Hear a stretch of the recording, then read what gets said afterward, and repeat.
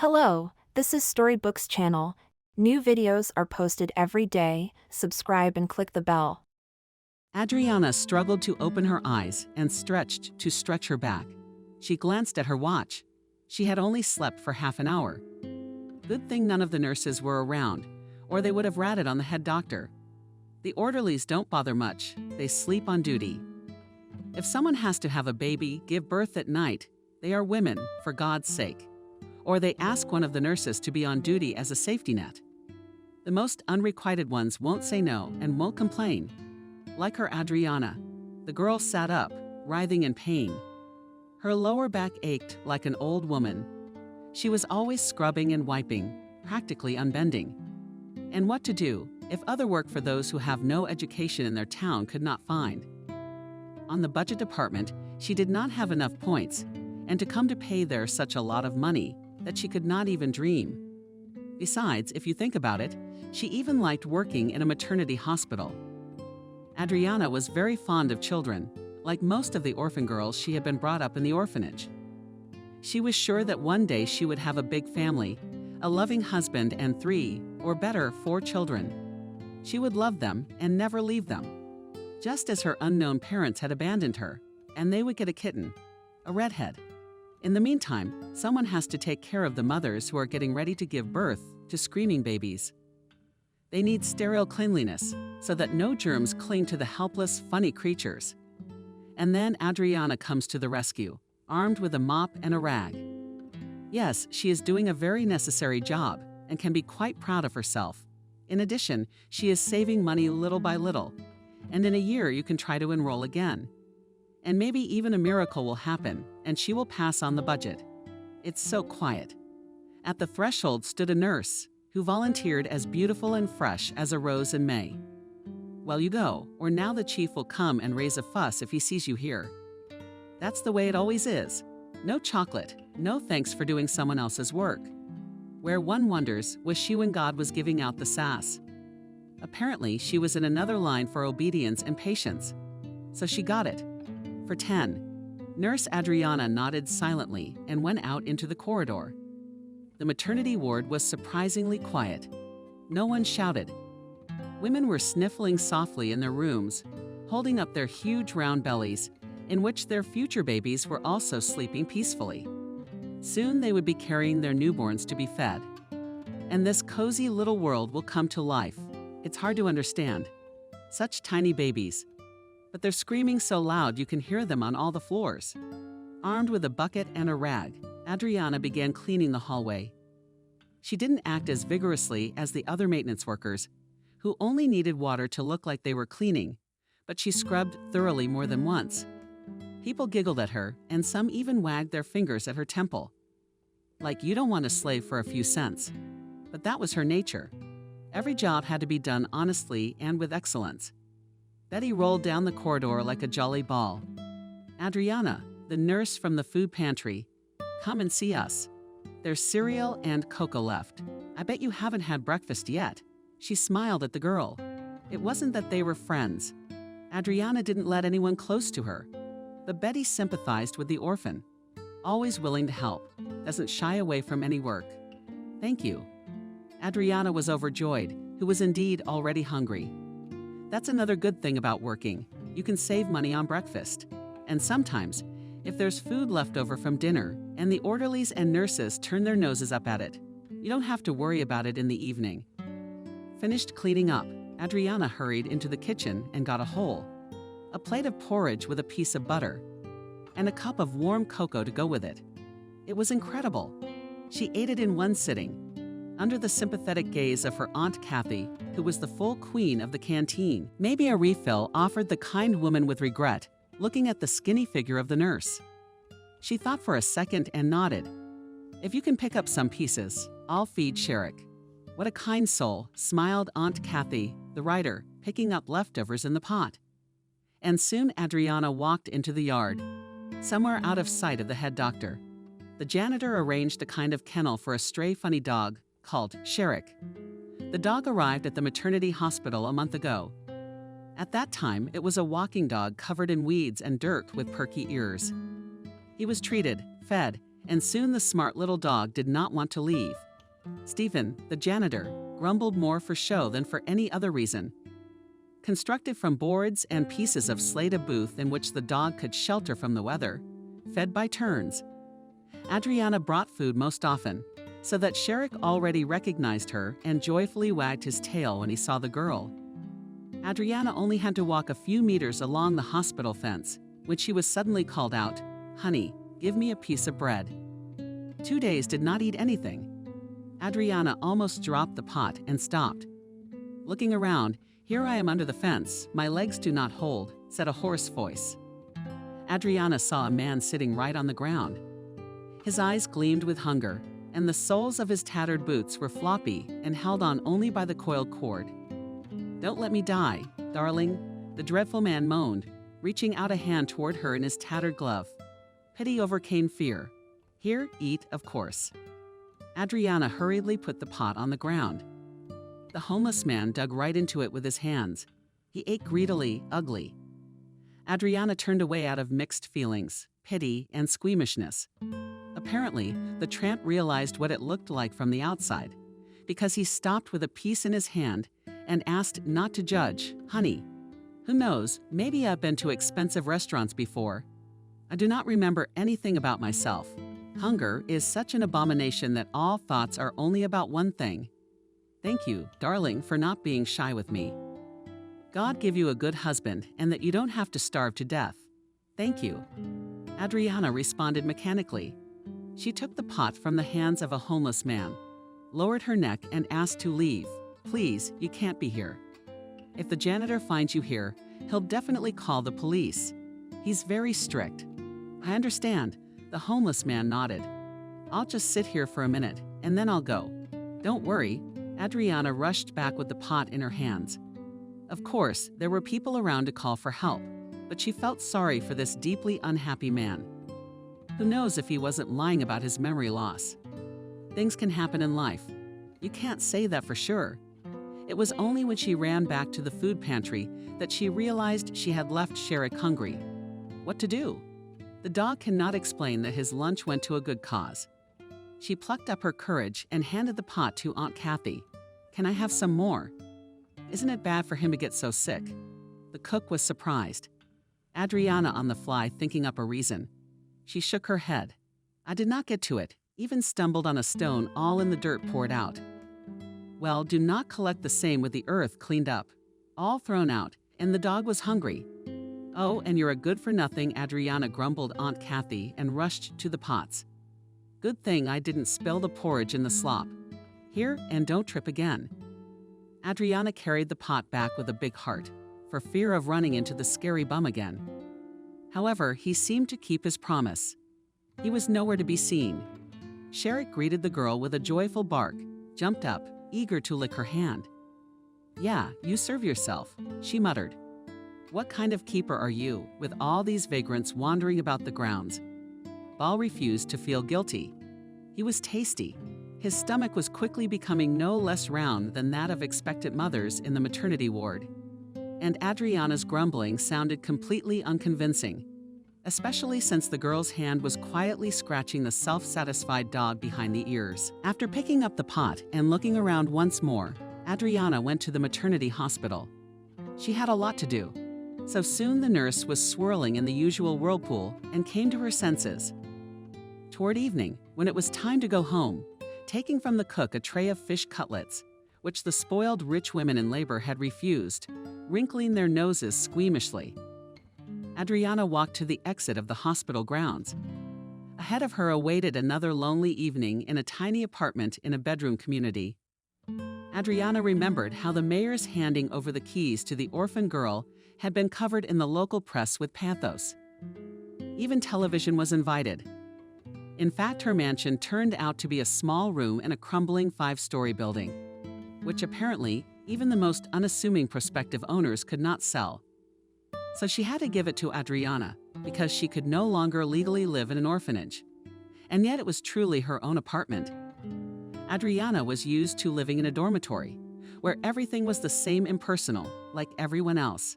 Appreciating the scale of the disaster, She began to repair and in a short time transformed the ruins into a lovingly built cozy little nest. Yes, there was only enough for the bare essentials. But why? Tell me, did she need a computer or a TV? Listen to music and even watch your favorite movies is quite possible from a cell phone cozily ensconced on the couch. Those were the moments of true bliss. And now Adriana hurried home to eat dinner, make herself a cup of coffee, and immerse herself in the fairy tale world of romantic movies about Cinderellas. For good behavior, who got their beautiful, loving, and faithful princes. Wait, a hoarse voice called out to her, and Adriana shuddered with her whole body. In her reverie, she hadn't noticed that the same bum was waiting for her outside the gate. Now he was standing there, and Adriana was amazed. How tall and ugly he was. The petite girl was over his shoulder. Evaluating the odds, she prepared to flee. But the tramp suddenly turned pale and staggered, grabbing the iron beam of the gate, and almost fell over. Natural kindness overcame fear and a sense of self-preservation. Adriana walked over to the obviously sick man and looked into his face. "Are you sick? What's wrong with you? Is it your heart?" she asked, keeping him from losing consciousness. Finally, he opened his eyes again and shook his head. "No, I just feel very dizzy." "I'm sorry if I scared you again, didn't I?" "I didn't mean to, honestly. Maybe you should go to the hospital for an ambulance," Adriana suggested. She really wanted to get as far away from that bum as possible, preferably on a comfortable couch. But she couldn't just walk away. They wouldn't let me on the doorstep. The tramp brushed her off. "Besides, I have no papers, and what's worse, I can't even remember my own name." Adriana bit her lip. He didn't ask for anything. He just stood there, looking at her with the eyes of a battered dog. Yes, he was right. They'd probably refuse to help him. They wouldn't want to mess with a bum. The hospital values its reputation. Is there a shelter in town for homeless people like that? She didn't know. No one would help him if she didn't. So that was it. Adriana tried to sound confident, though she didn't feel confident at all. "We're going to my place for the night now. You'll wash up. I'm warning you. I have very serious friends. And if anything goes wrong, blame yourself. It's not going to go wrong for me anymore," the bum grinned. "You don't have to be afraid of any creeping on my part. I can hardly move my legs, to tell you the truth. Perhaps you are afraid of stealing? I have nothing to steal." Adriana shook her hands. "So let's go, not believing my happiness." The homeless man nodded his head. In the minibus, he tried to remain independent, but the passengers defiantly moved so as to be away from him. They were understandable. The homeless man looked as if he had just climbed out of the grave, and there was a corresponding smell all the way around. Adriana scolded herself.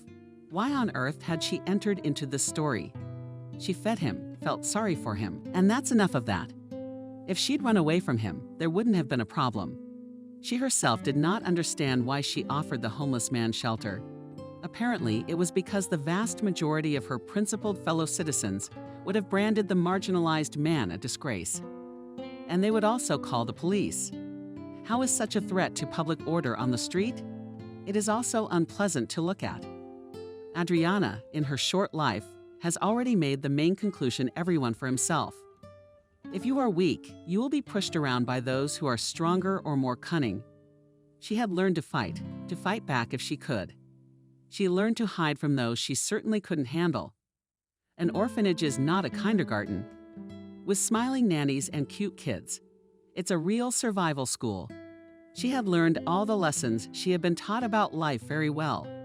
Except for one thing, pushing away someone who needs help is something she can't do. That's right, the nurses say she's stupid. But she's okay with her conscience. The homeless man could barely make it up to the third floor.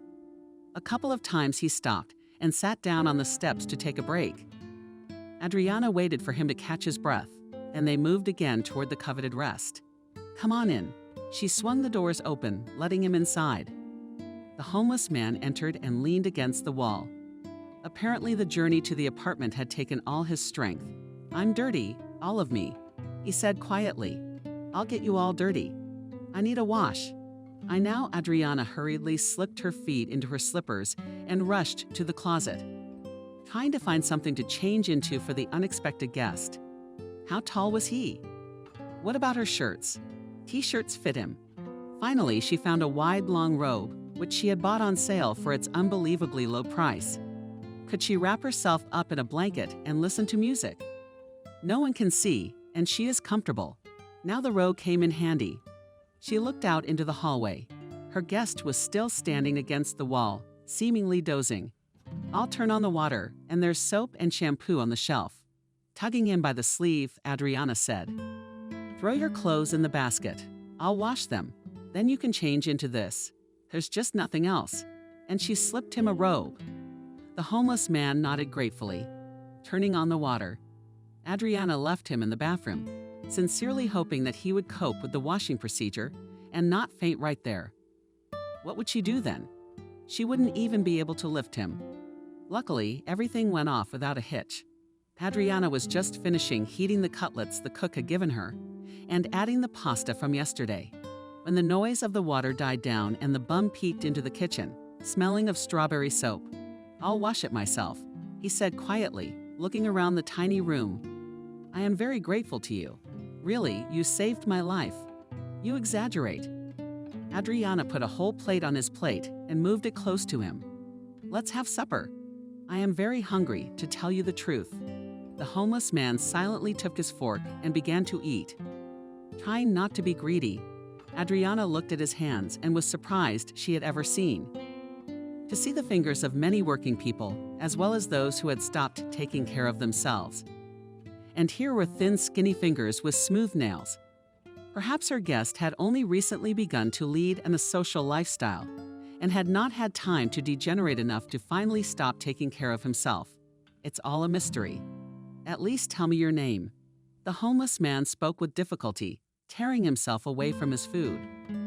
"I could call you an angel, but you must have a very beautiful name." "My name is Adriana." She smiled, surprised at the way he chose to say it. "Strange bum. What can you say, Adriana?" He pronounced it as if you were tasting it. "Your parents gave you a very appropriate name. Adriana they called me at the orphanage," she clarified. "I never knew my parents. Apparently, they didn't want to know anything about me either. They rushed to get rid of me. I was a foundling. You are an angel," the homeless man said with a confident tone. "And don't even argue because, as far as I know, humans are not characterized by such displays of affection. I'd be glad to introduce myself. But I told you the truth. I don't remember my name. I don't remember who I am, where I came from, or how I ended up in the ravine in the middle of the woods. I feel as if I was born 3 days ago. What should I call you?" Adriana asked, and then she thought, why does she need the name of this stranger? She let him spend the night and fed him. And tomorrow he would disappear from her life forever. He moved his lips and thought, "Let me be Benjamin." Finally, he said, "I guess I like the sound of that. Well, I'll call you Benjamin." Adriana nodded. "I just have to figure out how to accommodate you. Don't worry." He looked around, assessing his options. "Make my bed on the floor, and I assure you I'll behave perfectly." Since she couldn't think of any other options anyway. Unless she gave up the couch to him herself and spent the night sitting on the stool. Adriana nodded and went to inspect the pantry. Gathering up all her winter clothes and covering them with a sheet, she added a blanket and pointed out to her guest the result. He nodded approvingly and immediately stretched out on the makeshift bed. A moment later, she heard a peaceful sniffling sound. He seemed to have fallen asleep with his head barely touching the pillow. Deciding that that was enough adventure for today, Adriana changed into her tracksuit and slid under the covers. She felt safer this way than in her pajamas. And here, in case an unexpected guest thought of fooling around, there was a chance to get out and run away. She didn't have time to think it through. Fatigue took its toll and she fell asleep. The morning brought new surprises. First of all, she got up from the sofa and looked at her lodger. She didn't like what she saw. His uncut head was throbbing on the pillow. His face was red. "Benjamin," she called out, "what are you drinking?" Without opening his eyes, he wheezed. The girl brought a glass of water and sat down beside him in passing, touching his forehead. He had a fever, she realized. She jerked her hand away. The temperature was clearly high. It was clear, even without a thermometer. Inspecting the medicine cabinet, she found a bag of medicine, poured one into a cup, and brought it to the lips of the bum. He drank greedily, without opening his eyes. Then he asked for more. "What am I going to do with you?" Adriana rushed around the apartment in search of a towel. She found one, soaked it. She put it on her burning forehead. "We should call a doctor out loud," she said. Benjamin heard. "No doctor, I can't go to the hospital." Grunting, he said, "I beg you, do not call. They will find me, they will kill me." And he fell silent, dropping his head on the pillow. Delirious. Adriana decided that something had to be done, and it had to be done quickly, so she did something she had never done before. She dialed the number of the head doctor. She asked for time off. She had already accumulated a lot of them. She had never exercised her right to take an extra day off for time already worked. "Adriana, are you sick?" He was so surprised, he was genuinely worried. "I think so. I have a fever." The girl consoled herself by saying that she was not lying. Even the temperature really was, though not her with a fever. "You definitely can't go to work." The chief doctor was a real specialist in his field and valued the reputation of the hospital. "You go ahead and take a cure there. The weekend is ahead, so you can recover in 3 days." "Thank you," thanked Adriana and hung up. Benjamin was clearly getting worse. He was shivering. He covered his head with a plaid, but could not get warm. Adriana covered him with her blanket. But even that didn't help much. He bared his teeth in a lump, clenching his legs. "Adriana dear, keep me warm," she heard, in a pleading voice. For a moment she hesitated, not believing she was really doing it. Then she slipped under the blanket, hugged him, whispered something comforting. Kindness and mercy proved to be an effective cure. In 10 minutes he calmed down, stretched to his full height. His breathing became calm and measured. Adriana was afraid to even breathe, ready every second to jump up and run away. However, the fever was gradually dropping. My face took on a natural hue. Deciding that the body could take it from here, Adriana got up and went to the kitchen and made some herbal tea. She hoped that Benjamin, when he woke up, would consider that he had imagined everything. In spite of his thinness and exhaustion, he was indeed surprisingly strong. All day long she wiped away the profuse sweat covering his face. She gave drinks, sat beside him anxiously, observing the patient's condition. This battle with the ailment continued until late at night. At about 11 p.m., unable to stand it, she went to bed and fell asleep. "Adriana, get up. Breakfast is ready." She heard and jumped up, looking around and not knowing what was going on. Benjamin was standing next to the bed, looking a little comical in his short. Very pale in that for him robe, but clearly not about to die. He was also smiling, and the kitchen smelled of something familiar and very tasty. "I'm sorry, I was just in the house. I didn't want to wake you up," he explained embarrassedly. Benjamin had obviously been in the bathroom. His long hair was slicked back in a ponytail. Why did it suddenly occur to me that he looked like Antonio Banderas? He certainly didn't look it now. Adriana scary yet again, the girl noted how correctly her guest constructed phrases. It was a very strange bum. "I'll go put the kettle on." Realizing that she needed to clean herself up, Benjamin said and disappeared into the kitchen. Adriana commended herself for sleeping practically clothed, quickly made her bed, and went to the bathroom. Her lone brush stood in a cup and was completely dry. There was no telling how he had contrived to brush his teeth, but he certainly had not allowed himself to touch his mistress and possessions. Washed fresh, she peeked into the kitchen. It did smell intoxicating. Apparently he'd fried toast, rubbed it with garlic, and scrambled eggs right on top of it. Garnished with greens, a bum who strives for aesthetics and messes with servers. Adriana asked herself, "It doesn't work like that." Very beautifully she praised, and very tasty and sincere, she added, taking a bite out of it. "Apparently I know how to cook," Benjamin shrugged, taking his meal. He ate, carefully, using his knife and fork so confidently that there could be no doubt. It was an absolutely familiar thing for him to do. "I have frightened you very much." "Yesterday, I'm sorry." Benjamin looked up at her, and Adriana was surprised at what an amazing coffee color they were. Also, and long, thick eyelashes. Any girl would envy them. I was afraid for you, Adriana admitted. How do you feel now? Benjamin listened to himself, shook his head. I feel incredibly weak.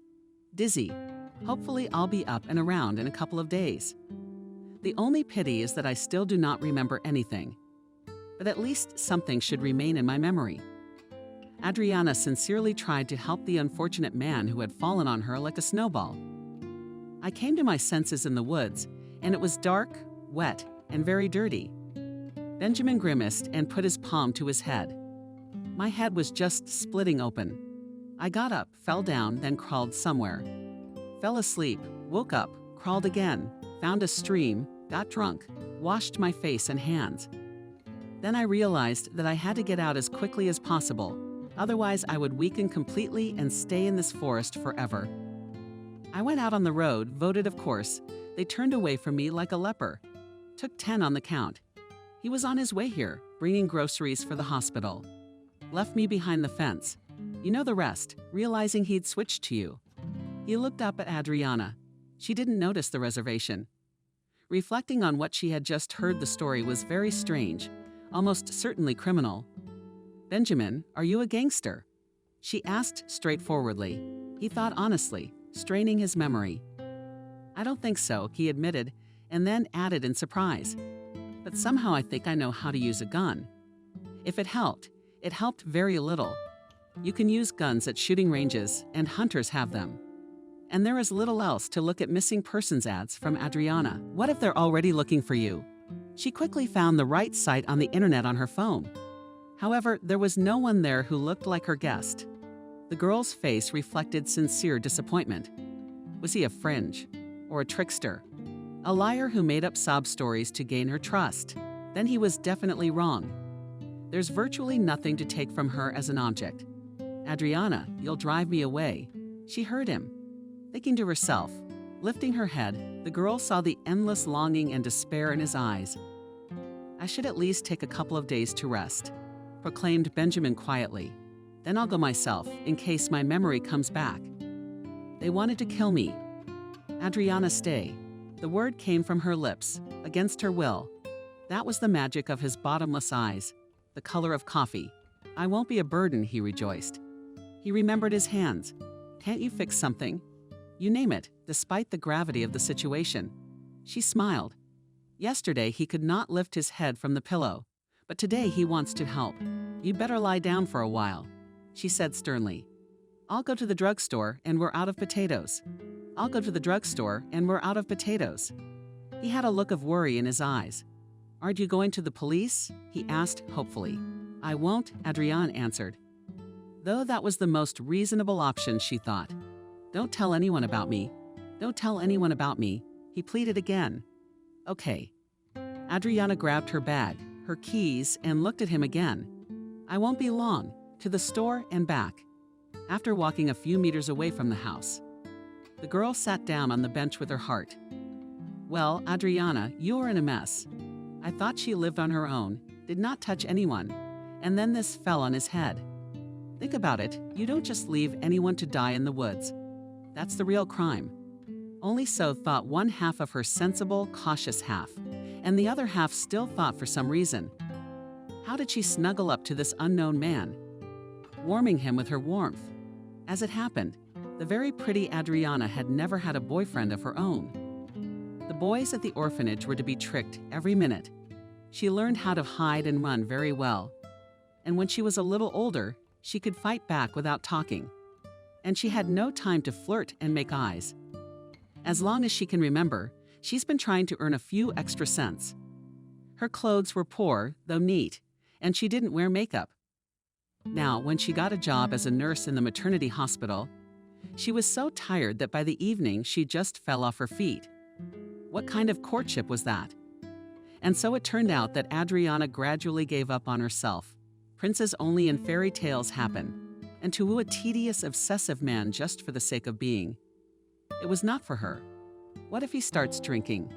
Or raise his hand against her? She didn't want that kind of happiness for nothing.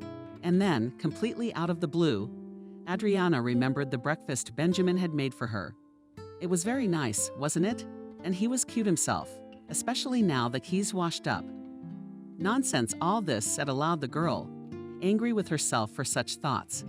The man was sick. Here's a little treatment, and let himself go to all four sides. Having made this wise decision, she went on a shopping trip, meticulously picked out every potato, onion, carrot. Since her purse was skinny, the paycheck was still far away. I stopped in a drugstore to inspect medicines, and with a heavy sigh, surprised by the current prices, I took the cheapest antibiotics, having spent almost all my savings. Adriana went home with a heavy heart. What was waiting for her there? Maybe the door was already wide open, and the overheated foolishness of a bum ran away, taking a stool or a plate with him. And right in her robe, as his socks, she threw in the washing machine. The picture turned out so comical that the girl smiled and almost completely calmed down. And yet she breathed a sigh of relief only when she opened the door and heard the sound of the washing machine running. Benjamin himself was in the kitchen, where he was sitting on the floor, picking at something under the sink. When he heard the footsteps, he broke away from his work and smiled broadly. I thought I'd fix it. It was dripping. Tidied up a bit too. That's all right. Adriana set the bags on a stool and looked around. During her absence, an unexpected lodger had cleaned up. Now he washed the dishes and the floor. And the ancient refrigerator was not growling but purring like a satisfied cat. Wow, it came out from the girl. You're quite a handyman. Benjamin shrugged. Apparently, in this and other lives, I knew how to do something with my hands, though I was hardly a plumber. At that, he put his hands to his nose and grimaced. This was so out of touch with her idea of the behavior of unassuming bums that Adriana finally doubted that Benjamin belonged to that very small category of her fellow citizens. So that left criminality. She didn't want to think about it, but she had to face it. Nothing came to mind. Adriana asked hopefully. The cheerful light in Benjamin's eyes went out. He shook his head no, just the forest, the ravine, and the feeling of cold. He mumbled, I must have been beaten badly. I wish I knew what for. Benjamin, I really want to help you. I just don't know how. Adriana pressed her hands to her chest. Have you already helped? Light soul. Benjamin looked at her with such gratitude that the girl's heart trembled. No one else would have dared to bring a dirty and sick bum into the house. I'm sure you're wrong, Adriana shrugged. The world is not without good people. And one of those good people tried to get rid of me. Yes, Benjamin shook his hands. They were silent. Adriana splashed her hands. I have some medicine in my bag to take so you can come to your senses. You're sick. I forgot. The look on her stern face made Benjamin laugh. You had indeed forgotten. But if you must, you must. Yes, doctor.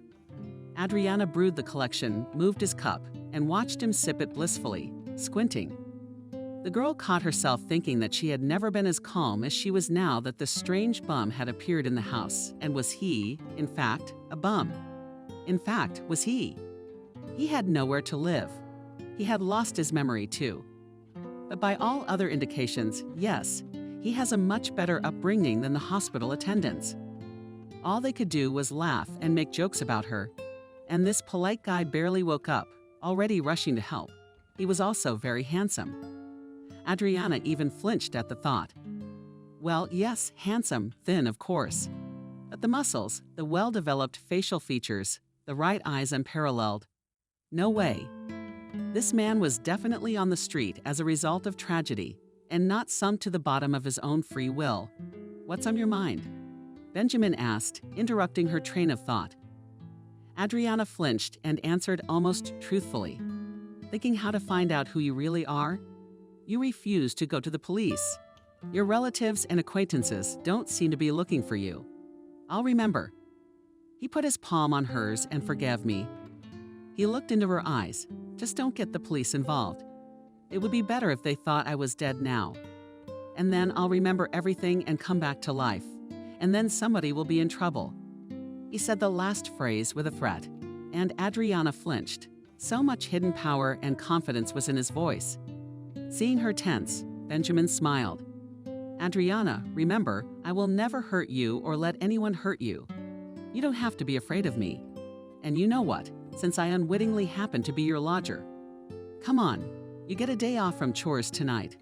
I'll clean and cook. What will I do? Adriana was amazed. No one had ever said that to her before.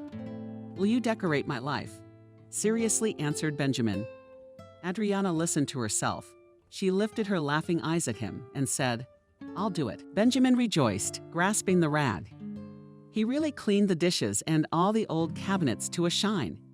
He cleaned the room, and then he cleaned the kitchen, and soon the smells began to waft in from there, unbelievably delicious. Adriana sat on the couch with her legs tucked under her, listening to music and marveling at herself and the unexpected changes in her life. No one had ever taken care of her, except for Aunt Kathy from the food pantry, and now Adriana felt like a real queen. There. What's going on in your head? She reproached herself. He's a bum with no memory. And tomorrow he will be out of your life forever. But some newfound faith in her soul had swept all these very valid thoughts aside and answered her. But I feel very, very well now. She could hardly contain herself to sit still and relax, rather than go to the kitchen to help him with the cooking. It smelled so good, and he was humming too. That said, he's an odd one, that Benjamin. But yes, she shouldn't kid herself. She's very excited about what happened to her. It's an adventure. She might regret it later, but that would be later. Truly, the meal is served foolishly, Benjamin announced. Appearing in the room with a makeshift tray, he fried potatoes, made a salad. However, it all looked and smelled. Well, that's just great. Come to the table. Adriana walked to the table, regal in her regal gait. But she couldn't stand it. She laughed and looked up at him with shining eyes. It looks wonderful. Thank you. Thank you. He said seriously. You're my savior? Oh, come on. Adriana was embarrassed. You make it sound like I really saved your life, not let you sleep over. You did more than that, he protested. You saved my faith in people, in goodness and justice. She couldn't find anything to say, so she grabbed her fork. It was delicious. He had managed to turn an ordinary dish into a culinary masterpiece. Let's dance, Benjamin suggested. After a few minutes, making sure the plates were empty. Alas, and I don't know how. It was so unexpected that Adriana told the plain truth. And where, pray tell, would she have learned how to do it? There were discos at the orphanage. But it's unlikely that Benjamin offered fun moves to rhythmic music. I'll teach you how to use your phone. He held out his hand, and Adriana put her cell phone in it. Benjamin quickly scrolled through several music sites, chose a smooth, enchanting tune, and offered her his hand. Adriana felt enchanted, and when his hand rested on her waist, the feeling of stiffness vanished, giving way to something entirely new. She moved in time with his movements, her fingers burning. But it felt unbelievably good. Her head was spinning softly, and she suddenly thought it was the wine. But there was nothing alcoholic on the table, so there must be something else going on. The unifying component of feeling incredibly beautiful and desirable. Adriana was drowning in his eyes, holding her tighter and tighter, feeling her heartbeat. Benjamin stared at her without looking away. And she knew all his thoughts, felt all his desire, and at the same time that he was ready to stop if she objected. But all bridges had already been burned. And when his hot, demanding lips touched hers, she silenced the voice of reason. What happened then seemed like magic woven out of passion and tenderness. He was very gentle and tender, though she knew for a fact that he had to restrain his passion. It was beautiful, and Adriana didn't want it to stop. Then they lay side by side, stretched out on her old couch, and were silent. All words seemed superfluous now. It was enough just to lie there and feel the other person beside them as if they were themselves. "Are you an incredible girl?" Benjamin said, and for some reason she knew he really thought so. "I'll never forget you. Believe me. You sound as if you were already saying goodbye." Happiness gave way to sadness, and Adriana suddenly felt that she didn't want to let this man out of her life. He sat down on the couch and turned to her. "Yes, I'm going to have to leave. I have to remember who I am and what happened to me." I have to sort out my life and punish those who did this to me. And I don't want to involve you in any of this, put you in danger. And then, when I get my head and my life in order, I'll come back. I promise you everything will be all right." Benjamin spoke in a way that made her believe it. Maybe she just really wanted to believe. It didn't matter now, because he leaned into her again and kissed her. They spent the day together. That amazing day was spent talking, listening to music, laughing a lot. Then it was an incredible night and hot. Hugs and gentle whispers. And the intoxicating feeling of the two of them becoming one being happy and overflowing with desire. And then morning came. Adriana opened her eyes and realized that her whole fairy tale was over. He was gone. The girl stroked her hand over the spot on the bed that still retained his warmth. She sighed, got up, walked around the apartment, his things gone. No note, no unnecessary words of farewell. He was gone as suddenly as he had appeared. And now she had to move on with her life. With a sigh, Adriana got ready for work. The holidays were over, the weekdays had begun, and she would always have a lot to do there. Besides, being immersed in work would make it easier for her to forget. Not to think about what had happened and was unlikely to happen again. She was already too big a girl to believe in fairy tales. All day long she was quiet, brooding. She ate through sheer force. So Aunt Kathy even asked how she was feeling. The head doctor, meeting her in the corridor, also asked if she needed a day off, shook her head and tried to smile. Finally, she was left alone. Most of the nursing staff didn't care about her, and those who sympathized with her were understandable. The orphan had a very complicated life. So complicated, in fact, that no one would want to trade places with her. And only in the evening, going to visit Sherik with a pot of leftovers. Adriana could not stand it and burst into tears. The clever dog stopped greedily swallowing the treats, came away from the bowl and licked her hand as if to comfort her. Adriana cried and even complained to him about her hard lot, about her loneliness, about the fact that the tale was too short. Then it got a little easier, and she wandered off to work. The usual gray days stretched on. The women in labor were changing, the number of babies was increasing, and nothing in Adriana's life changed. At first, she waited, which she herself did not realize. Benjamin's answering doorbell had disappeared without a trace. It was as if he had never existed. And this emptiness, left by his departure, did not want to linger. Or was there simply nothing to fill it with? Adriana wondered more and more about her life. Why had God punished her so? Why had her parents abandoned her? No boyfriend, only a job. Even the nurses are picking their noses, and they're just as eager to give her their own. What did she do wrong? She's trying, she's not hurting anyone. Then why can't she climb out of poverty? Why had Benjamin abandoned her? She remembered every day the words he had said back then. She believed them. But every day this Adriana became more and more elusive. Yes, she must have made it all up. That's what made her think he wasn't a bum. By his manners. Maybe it's just that the man had lived a normal life and then went downhill. It happens. Yeah, it happens all the time. It's a good thing she didn't catch any shameful disease. She had to have managed to do that. That last thought gradually became an obsession. And one day the girl could not stand it and asked to see a gynecologist. This procedure was mandatory for all staff. Now was the time for a checkup.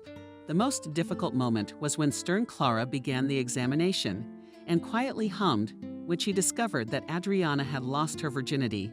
But she had the tact not to joke about it. After all, she was a professional. I'm sure she thought she was quiet. However, what she said after the examination was over was shocking to Adriana. Congratulations, Adriana. You're pregnant. I hope the father-to-be will be happy. The girl froze in the chair. How could this happen? No, of course, she understood perfectly well how. But he was so careful. The gynecologist correctly understood the sudden change in Adriana's behavior. This didn't seem to be the way to go. She was quiet and asked directly means abortion. Adriana stood up, adjusted her clothes. She felt very dizzy. Her head was confused in her thoughts. What was going to happen to her now for an abortion? Get rid of the baby. And then how would she live with her conscience? Keep the baby. Would she be able to cope? Goodbye, the hope of admission. That one day she'll get out into another life, a bright one. Interesting, we'll meet a man who will take care of her. Decide, Clara hurried her up. I will have my baby. I love him already. With one lip whispered Adriana. The doctor shook her head. In case you change your mind. Don't drag it out. I won't change my mind. Seriously, replied Adriana and went to the exit. At home, she sobbed into her pillow, weeping for all her dream hopes.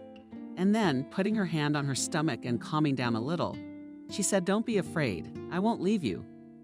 There's two of us now, little one, and we'll make it. Clara, you have to hand it to her. She was not a gossip and knew how to keep a doctor's secret. But all secrets come out in the open. No matter how hard Adriana tried to hide her nascent belly under the loose t-shirt of her robe, from the experienced eyes of the nurses was impossible to hide. Whispering began behind her back. Her aunts fell silent at her appearance. They looked at each other meaningfully. One day, unable to stand it, her Aunt Kathy asked her ironically in her forehead, "Who got you pregnant?" "I don't think so." "You never had a man in your life. Or is there something we don't know?" "That's right. The wind's blowing." Awkwardly, Adriana joked. This conversation was hard on her and the clever, heartfelt cook. Aunt Kathy realized this, hugged the girl, pressed her to her ample, soft chest. "Oh, my grief. It's all right. We'll grow up."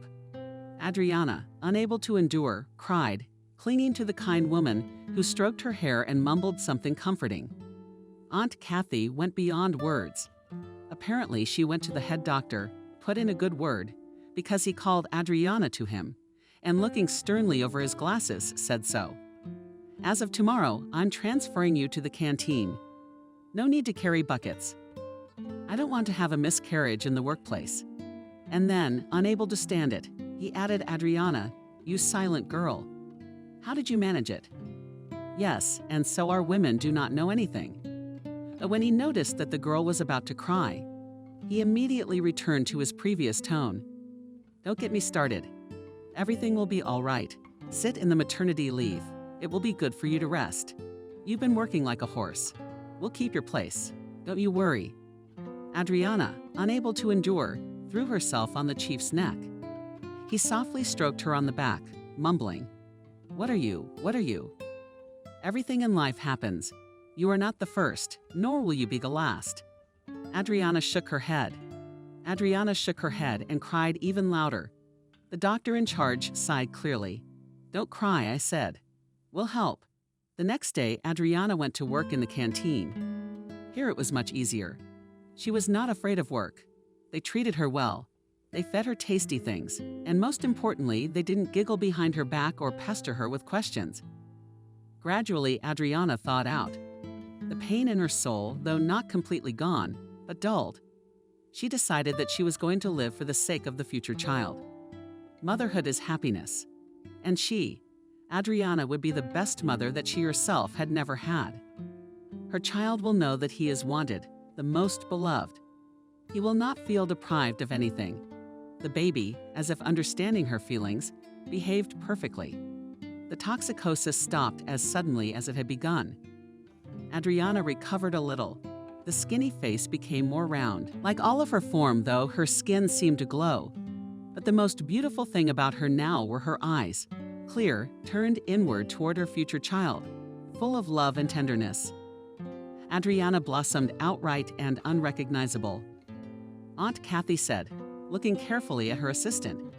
And she added to herself, I wish you had a good man. But where to get a good one? Time went on. The baby inside her belly was growing up and already persistently made himself known by tapping his foot. Calm down, Benjamin, whispered Adriana at such moments. What are you so restless? Let your mother work a little longer. I'll read you a story later. And the child calmed down. Somehow, Adriana knew without any ultrasound that she was going to have a boy. So she named him Benjamin. Benjamin, when are you going to grow up? Don't hurt the girls, okay? It's very hard for us without your help, even if we don't admit it. You'll be different. You'll be gentle, loving. Really, she whispered at night. Large tears rolled down her cheeks. Adriana had become a wonderful mother. Long before the baby was born, she read bedtime stories to him, sang lullabies. Did she eat right? So that the baby had enough healthy vitamins. And yet she procrastinated with maternity leave until the last moment, not to be alone with herself with unhappy thoughts. So in maternity leave, her chief doctor sent a strong-willed decision, wishing her a speedy return. "We will replace you, Adriana, of course," with a sigh, he said. "But we certainly can't find another worker like you. So we'll wait." And then, a little embarrassed, handed her an envelope. "Here we have collected. Take from the heart on a Dory baby." Adriana felt sorry for him, hugged him, and kissed him on both cheeks. "Go on," the head doctor waved her off, pushing her to the door. "God willing, everything will work out. There will be a holiday on your street." And yet the moment when the baby insistently begged into the world was for her unexpected. It would seem that in the maternity hospital worked all about childbirth, new, though a technician, but the girls often shared their experiences. The pain engulfed her whole body and Adriana aghast. The contractions began. The girl rushed around the room, grabbing the things she had packed long ago and stuffing them into her bag. She even had the strength to go out into the courtyard to meet the ambulance that had been called. The rest she could hardly remember. She twisted now and then. A wave of pain was coming now. "Push," the midwife commanded, and so did Adriana, helping the baby out into the light. And then she'd heard the most wonderful sound in the world, the cry of her newborn, Benjamin, clutching to her breast the little creature that had only recently been a part of herself. She looked into his coffee-colored eyes, and a wave of love and tenderness enveloped her. "I love you, my son," she whispered, and she could have sworn. The baby smiled back at her. All the time in the maternity hospital, Adriana was in a state of absolute happiness. The girls came running in with congratulations. They dragged her a pile of gifts and all sorts of goodies. But she lived for those moments when she could press this living, magically smelling, squeaky bundle to her chest, to feel the sweet languor in her breast full of milk.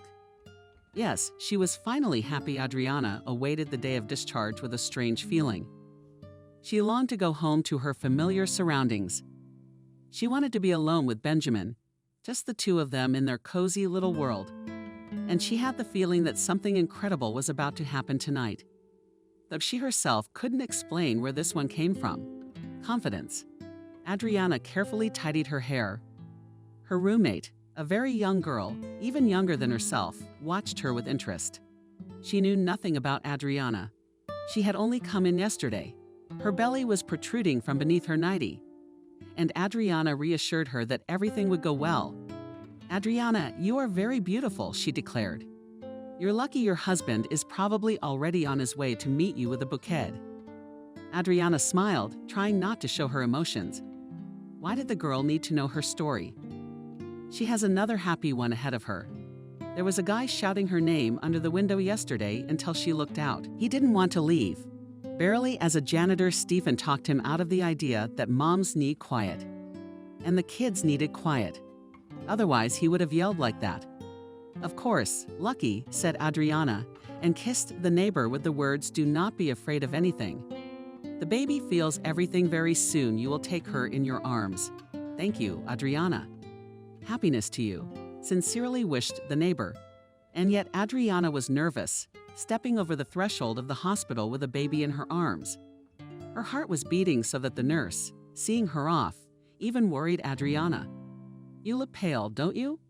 "A lot. Maybe we should wait. Shall we send you home in the car?" "No, I'm all right."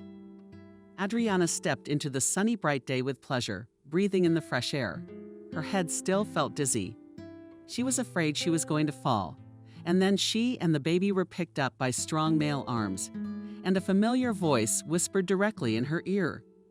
"My darling. Hello, so I came to get you. Forgive me for taking so long." Adriana thought she was dreaming. And that vaguely familiar man who looked like Benjamin.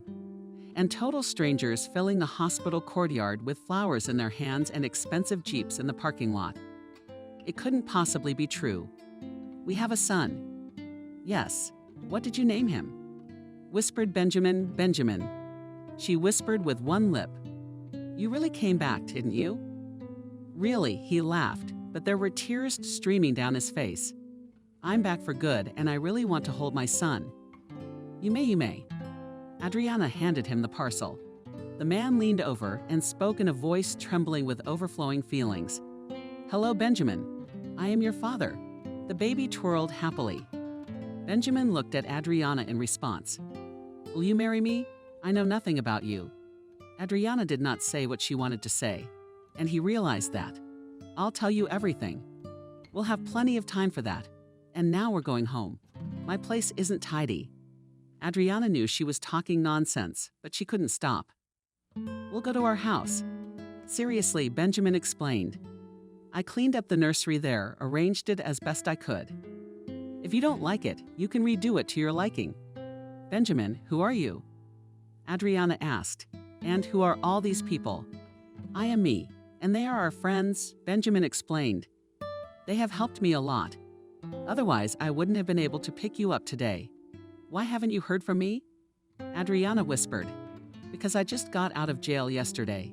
Calmly, Benjamin answered. Adriana tried to get rid of me very persistently, but thanks to friends and a good lawyer, it's all over. I am clean before the law. So will you marry me?